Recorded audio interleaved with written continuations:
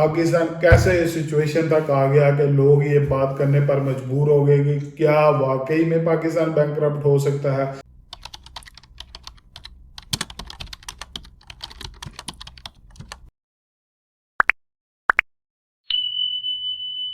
Hello दोस्तों, welcome to पाक तुर्क ब्लॉगर चैनल। तो दोस्तों, आज की इस वीडियो में हम बात करेंगे कि क्या पाकिस्तान जो है वो बैंकरप्ट हो सकता है। पाकिस्तान कैसे इस सिचुएशन तक आ गया कि लोग ये बात करने पर मजबूर हो गए कि क्या वाकई में पाकिस्तान बैंकरप्ट हो सकता है। जैसा कि इन्फ्लेशन और हर चीज यानी महंगी से महंगी होती जा रही है और ये चीज खाली पाकिस्तान को अफेक्ट नहीं कर रही है, पूरी दुनिया में इन्फ्लेशन रेट इंक्रीज हुआ है। और जैसा कि मैं इधर रहता हूँ और इधर भी बहुत महंगाई है तो यानी पाकिस्तान में खाली महंगाई नहीं है, पूरी दुनिया में महंगाई है। सबसे पहले तो इस चीज को आपने समझना है। बात करते हैं कि पाकिस्तान इस सिचुएशन तक कैसे पहुंचा। जैसे कि मैं अपनी हर वीडियो में कहता हूँ और अभी रिसेंटली जो पाकिस्तान टीम ने T20 वर्ल्ड कप में गंदी परफॉर्मेंस का मुजाहरा किया है, तो ये चीज सबसे पहले आप ये बताएं कि आपकी जिंदगी का मकसद क्या है, आप करना क्या चाहते हो, यानी क्या प्लान है, कोई प्लानिंग है, कोई विजन है। अगर ये चीज नहीं है, आपके अंदर विजन नहीं है, प्लानिंग नहीं है, तो फिर तो यानी आपकी जिंदगी का कोई मकसद ही नहीं है कि आप जिंदा कैसे हो। यानी काम पे जाते हो, आते हो, खाना खाते हो, सो जाते हो, बस। Is that life?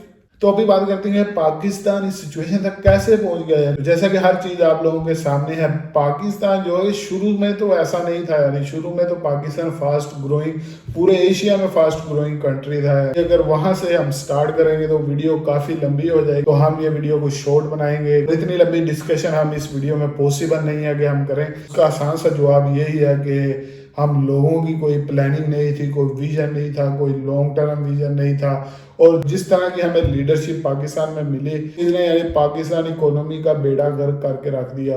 मैं ये हमेशा कहता हूँ कि गलतियों से सीखो, गलतियों से सीखो अपनी। यानी अगर कोई गलतियां कर रहे हो, आईएम से उधार मांग रहे हो, कुछ भी कर रहे हो, लेकिन एक दफा ठीक है उधार पे काम चलते हैं, पूरी दुनिया उधार पे चल रही है, ठीक है, बात समझ आती है, लेकिन उस उधार को वापस भी करना है। जो पैसा लेते हो उसको सही जगह यूटिलाइज भी करना है। यार ये क्यों चीज समझ में नहीं आती आप लोगों के। ये भी ये चीज बंदा किस तरह समझाए। सबसे ज्यादा इन्फ्लेशन रेट से जो मुल्क फैक्ट हुआ है वो तुर्की है। यानी क्योंकि तुर्की में एंड लेवल की महंगाई और हर चीज यानी डबल ट्रिपल यानी आसमानों की सतह पे पहुंच गई है। और पाकिस्तान में भी यही सूरत आ रहा है। इस तरह की सिचुएशन जो भी बनी है, पाकिस्तान अभी क्रिटिकल सिचुएशन से गुजर रहा है। हर चीज महंगाई है। महंगाई जो इफेक्ट करती है वो ज्यादा करती है गरीबों को, यानी मजदूरों को, क्योंकि उन्हें काम धंधा नहीं मिलता भी है। और हर चीज जब घी, ऑयल यानी जो नेसेसरी की चीजें, हर चीज अगर महंगी हो जाएगी तो वो तो यानी रोएगा ना, क्योंकि उसकी वो जरूरियात जिंदगी नहीं पूरी हो रही। महंगाई ने सबसे ज्यादा तो उसे इफेक्ट किया है। यानी जो बंदा जॉब कर रहा है और कोई और काम कर रहा है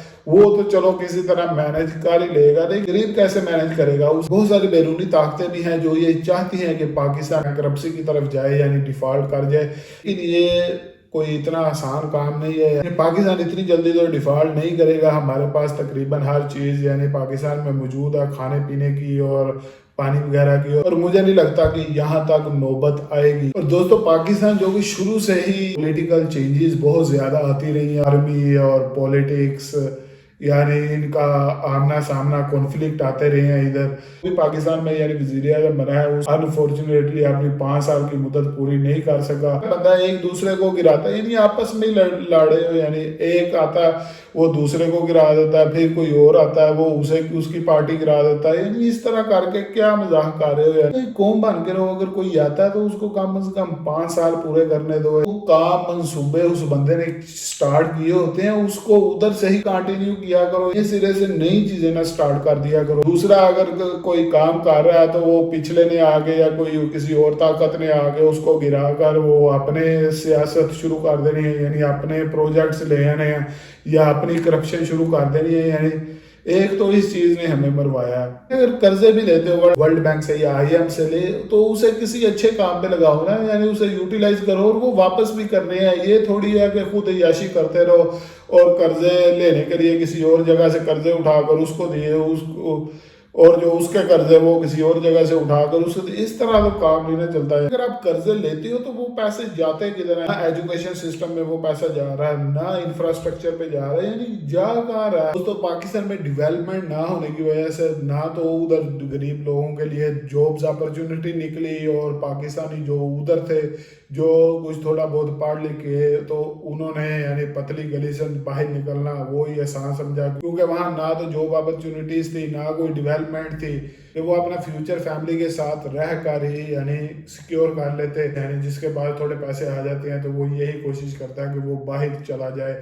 और बजट जो हमारा सबसे ज़्यादा या आर्मी में चला जाता है या कर्जों की किस्तों पे चला जाता है, जो कर्जे पहले हुक्मरानों ने या मौजूदा हुक्मरानों ने लिए हुए हैं। इस चक्रों में यानी हम लगे रहते हैं कि पहले जो कर्जे लिए हैं उनको उनके कर्जों की किस्त वापस करनी है, ना की तो बैंकरप्सी की तरफ पाकिस्तान चला जाता है, और जो बजट का ज्यादा हिस्सा वो आर्मी में चला जाता है। वो भी जरूरी है क्योंकि वो पाकिस्तान का दिफा करती है आर्मी, ठीक है, लेकिन यानी कोई मैनेजमेंट तो हो ना, यानी बजट अगर आता है तो उसको यानी किस तरह आप लोगों ने यूटिलाइज करना है। अभी टैक्स पाकिस्तान में हर चीज पे तो पाकिस्तानी टैक्स दे रहे हैं, कोई भी अगर बिस्किट भी बाय करते हैं तो उस पर भी टैक्स देता है, ऊपर से हर चीज महंगी है, जॉब्स अपॉर्चुनिटीज नहीं। यानी अभी जो पाकिस्तान ने कर्जे लिए हैं ये किस तरह खत्म होंगे? ये अभी तो यानी इतनी आसानी से तो खत्म होंगे नहीं।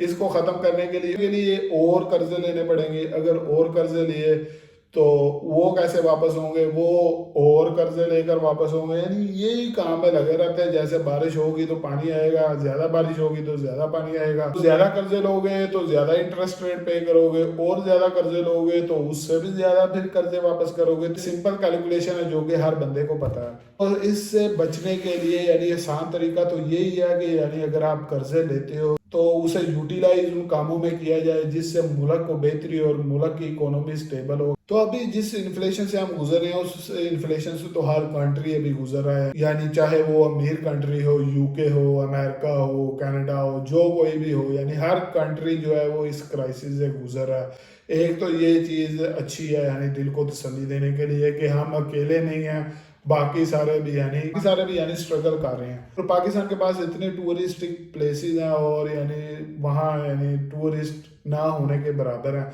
तुर्की को देख लें और किसी भी कंट्री को देख लें, टूरिस्ट जो किसी कंट्री में आता है वो एक हिसाब से यानी मुल्क की इकोनॉमी को बूस्ट करता है। यानी अभी तुर्की की ज्यादातर जो इकोनॉमी ग्रो कर रही थी वो टूरिस्ट से ही कर रही थी, लेकिन जब कोरोना आया, टूरिस्ट आना जब बंद हुआ तो वहाँ इकोनॉमिकल क्राइसिस आ गया। लेकिन पाकिस्तान में अनफॉर्चुनेटली हमने इन चीजों पर गौर ही नहीं किया, हमें पता ही नहीं। यानी तुर्की में तो अगर उन्हें कोई ईंट भी मिली है टूटी हुई तो उन्होंने भी उसके इर्द गिर्द भी ईंटें लगाकर उसे हिस्टोरिकल चीज बना दिया। यानी यहाँ तक वो अपनी हिस्टोरिकल चीजों को इम्पोर्टेंस देते हैं। यानी अगर छोटी सी चीज भी मिलती है तो उसके इर्द गिर्द भी ईंटें लगाकर उसको म्यूजियम में रख देते हैं कि ये देखें ये हमारी हिस्टोरिकल प्लेस है। लेकिन पाकिस्तान में तो हमने खुद अपनी हिस्टोरिकल प्लेसेस यानी तबाह बर्बाद कर ली हैं, लेकिन फिर भी नेचुरल ब्यूटी बहुत ज़्यादा अभी भी मौजूद है हर जगह पे। यानी अगर आप गिलगित बल्तिस्तान चले जाएं या और नारायण का गंज है वहाँ चले जाएं तो यानी ये चीज़ें आपको काफ़ी मिलेंगी। लेकिन मसला ये है कि इनको देखने के लिए टूरिस्ट क्यों नहीं आ रहा? क्यों कोई भी हुकूमत जो आती है यानी वो इन चीज़ों पे गौर ही नहीं करती कि ये भी एक आपके मुल्क के लिए एक अच्छी चीज़ हो सकती है जो आपकी इकोनॉमी में कंट्रीब्यूट करेगी। दूसरा यानी फॉरेन इन्वेस्टमेंट नहीं है, यानी बाहर की कंपनियां पाकिस्तान में आने से डरती हैं क्योंकि वहाँ हुकूमत जो है यानी अपनी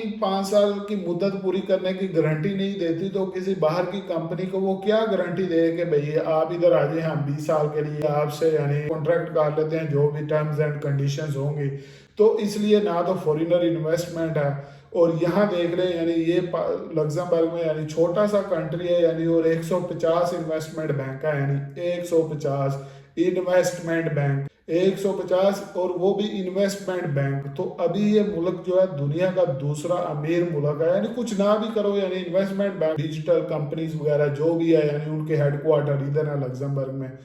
तो ये चीज़ भी एक होती है जो आपकी इकोनॉमी को स्टेबल रखती है। बाहर से इन्वेस्टमेंट लाओ किस तरह आएगी? मेरा यानी 12-13 साल का एक्सपीरियंस है बाहर का, जिस वजह से मुझे यानी थोड़ा नॉलेज है इन चीज़ों का। तो मैंने कहा क्यों ना आप लोगों से शेयर कर दिया जाए, क्योंकि एज ए पाकिस्तानी यानी कोई चीज़ ठीक नहीं लग रही या अगर मुझे किसी चीज़ से मसला है और यहाँ अगर ये लोग यानी डिफरेंट कल्चर है यानी यहाँ लोग कैसे پیسے بنا رہے ہیں اور پاکستان میں اگر وہ چیز نہیں ہے، مجھے ایز اے پاکستانی یعنی کنٹریبیوٹ کرنا چاہیے اگر میں کوئی چیز جانتا ہوں. تو اس لیے میں نے کہا آج کیوں نہ اس چیز پہ بھی ایک ویڈیو بنا دی جائے کہ پاکستان یعنی بینکرپسی کی طرف جا سکتا ہے. یعنی چانسز تو ہر چیز کے ہیں. ہم نے کوشش یہ کرنی ہے کہ ہم نے جانا نہیں ہے، لیکن اگر خدا نخواستہ چلے بھی گئے تو یعنی گھبرانا بھی نہیں ہے، ٹینشن بھی نہیں لینی. یعنی ہر کوئی بینکرپٹ ہو سکتا ہے. یعنی میں بینکرپٹ ہو سکتا ہوں، آپ ہو سکتے ہو، کوئی اور بھی کنٹری بینکرپٹ ہوئے ہیں. جب تک یعنی سانس ہے تب تک چانس ہے. ایک وہ تھے اسپیکر جنہوں نے یہ کہا تھا، یعنی وہ کینسر سے وہ لڑ رہے تھے، ابھی میرے ذہن میں ان کا نام نہیں آ رہا.